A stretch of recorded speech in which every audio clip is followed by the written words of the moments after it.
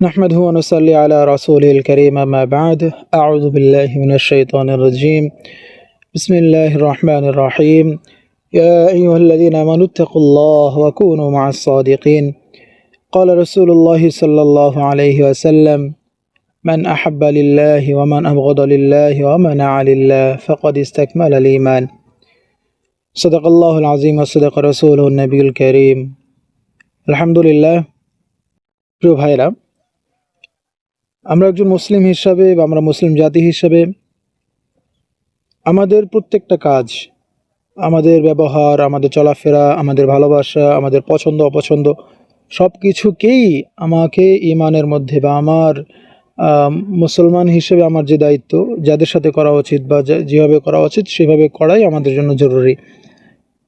তো খুবই আফসোসের বিষয় হলো এটা যে আমাদের এখনকার সময়ের কিছু তরুণ ভাই, মুরব্বীদের মধ্যে কিছু আছে, তবে বিশেষ করে তরুণ ভাই যারা আছে, আপনাদের কাছে রিকোয়েস্ট যে আপনারা এখন বর্তমান সময়ে যে ফুটবল খেলা চলছে সারা বিশ্বে, ওয়ার্ল্ড কাপ যেটা চলছে, তো এই ব্যাপারে আপনারাও আপনাদের ঈমানকে বা আপনারা নিজের অস্তিত্বকে বা আল্লাহ তাআলার সামনে যেন নিজেকে অপরাধী হিসেবে তুলতে না হয়, সে ব্যাপারে 2-4টা কথা বলবো ইনশাআল্লাহ। তো আসেন প্রথমেই যে আল্লাহ তাআলা কোরআনে বলছেন, ইয়া আইয়ুহাল্লাযীনা আমানু তাকুল্লাহ ওয়া কুনু মা'আস সাদিকিন, হে ঈমানদারগণ তোমরা আল্লাহকে ভয় করো এবং সাদিকিন যারা আছে, সত্যবাদী যারা আছে তাদের সাথে চলাফেরা করো। এটা আল্লাহ তাআলার আদেশ। পাশাপাশি রাসূলুল্লাহ সাল্লাল্লাহু আলাইহি ওয়াসাল্লাম আমাদেরকে একটা হাদিসের মধ্যে, যে হাদিসটা আমি তেলাওয়াত করেছি, হাদিসটি সহিহ সুনান আবু দাউদের মধ্যে এসেছে। আল্লাহ রাসূল বলেন যে মান আহাব্বা লিল্লাহ ওয়া মান আহাব্বা লিল্লাহি ওয়া মান আবগাদা লিল্লাহি ওয়া মান আ'a লিল্লাহ ফাকাদ ইসতাকমালা আল ঈমান।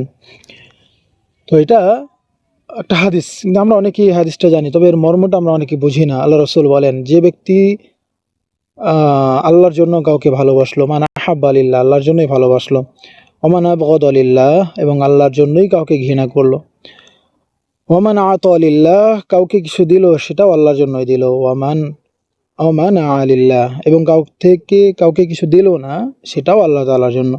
আল্লাহ রাসূল বলেন ফাকাদ ইসতাকমালা আল ঈমান, যদি এই কয়টা কাজ কেউ করতে পারে তাহলে সে তার ঈমানকে পরিপূর্ণ করে নিল। তো এবার আসেন যে আমি একজন মুসলিম হিসাবে আমি আমার খরচের খাত বা আমি আমার পছন্দের জায়গা, আমি আমার ঘৃণার জায়গাটা কতটুকু অর্জন করতে পেরেছি, কতটুকু রক্ষা করতে পেরেছি, এটা আমাদের জন্য অত্যন্ত জরুরি একটা বিষয়। কেন?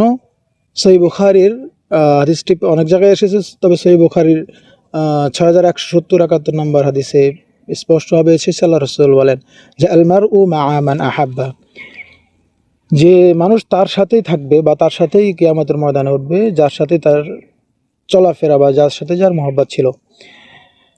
তো এই হাদিসের আলোকে আমি যদি বলি যে আজকে আমাদের তরুণ সমাজ বা আমাদের দেশের মানুষ যদি ওই সমস্ত ইহুদি নাস্তিক বা যারা আল্লাহ বিশ্বাস করে না, যারা মুসলিম বিদ্বেষী, তাদেরকে আমি আমার পছন্দের দেশ বা পছন্দের ব্যক্তি হিসাবে চিহ্নিত করি বা আমার পছন্দের তালিকায় যদি তার নাম রাখি, একজন মুসলিম হিসাবে এটা আমার জন্য কতটুকু উচিত বা কতটুকু আমার জন্য যৌক্তিক।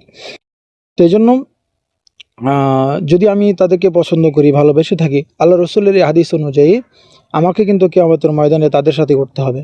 তো আল্লাহ না করেন আমি একজন মুসলমান হিসেবে যদি আমি সেই বিধর্মীদের সাথে আমার কিয়ামত হয়, আসর নাসর হয়, তাহলে আমি কিভাবে মুক্তির আশা করতে পারি? এটা আমাদের 1 নম্বর কথা। যে আমি যদি তাদেরকে পছন্দ করতেই হয়, কারো যদি আমাকে পছন্দ করতেই হয়, তাহলে আমি তাকে করব যে আমার দুনিয়া এবং আখিরাতে আমার জন্য কল্যাণকর হবে।